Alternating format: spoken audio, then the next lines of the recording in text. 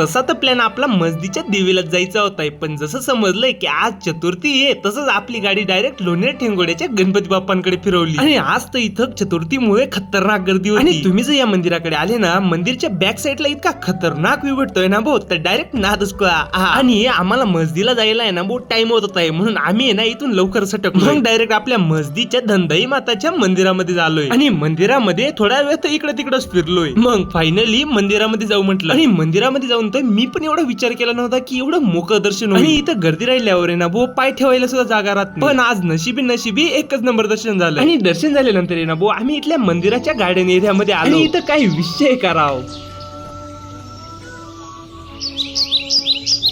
आणि इथं मंदिरामध्ये आहे ना भाऊ मी माझ्या 2 मावशी तर घेऊन आलो होतोय, पण एक मावशी आहे ना काही प्रॉब्लेम येऊ शकली नाही. मग माझ्या मम्मीचं आणि मावशींचं म्हणणं आहे की आमच्या मोठ्या बहिणीला भेटायला जायचंय. म्हटलं चलो. मग आम्ही जशी इथून गाडी काढली ना आम्ही डायरेक्ट मडला आलो. आणि मावशीच्या घरी आल्यानंतर आहे ना भाऊ जिज भाऊ डायरेक्ट क्रिकेट खेळायला घेऊन आलो. आम्ही 2-3 तास तर क्रिकेट मध्येच घालून दिले. मग म्हणतात चलो मावशीला भेटून येऊ. माझी मावशी लगेच स्वयंपाक करायला लागून गेली. मग कसा वाटला आपला ब्लॉग, लाईक अँड फॉलो करायचं विसरू नका. Bye bye.